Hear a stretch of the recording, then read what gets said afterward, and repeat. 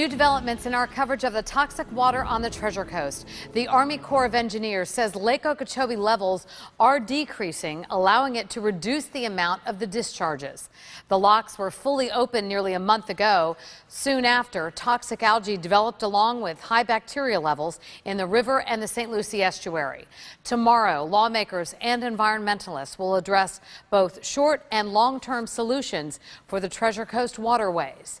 News Channel 5's John Shaman is live by the Stewart Causeway with some good news about the water. The most recent bacteria reading for the Stewart Sandbar in the distance behind me actually came back good.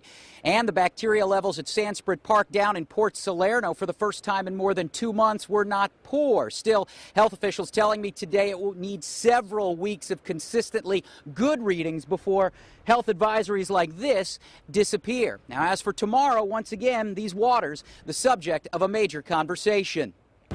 There's probably no one that has a better historical perspective of our lagoon than I do. Marty Baum's family roots along the Indian River Lagoon trace back to the mid-1800s. It's been our highway. We've been born here. We've died here, the whole 9 yards. The Rio environmentalist was recently appointed to the post of the Indian River Keeper. It can't speak for itself, so it's my job to protect it and speak for it. He wasn't impressed with Tuesday's visit by Governor Rick Scott to the St. Lucie locks to see the freshwater discharges from Lake Okeechobee. He pretty much had to come down here, but he hid.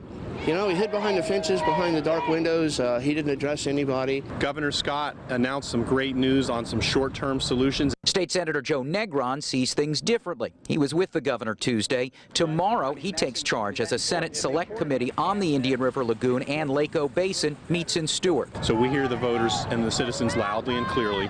We're going to be talking to scientists, to people in the field about specific options and alternatives to reduce those harmful releases. The senator said he took a helicopter tour this morning of the C-44 canal project that the governor said would receive more state funding. It's a bleak picture, but there's some promising things that we can do to store water in other places before it pours into our community. Marty Baum is holding out hope that whatever comes out of Negron's committee will be a keeper. I really would like my grandchildren and their grandchildren to have something better than what we've got right now. Coming up all new at 6 o'clock, I'll talk with the only woman who is speaking on a panel tomorrow. And also I'll talk to a gentleman who's not letting any of those signs or those signs stop him from enjoying the water.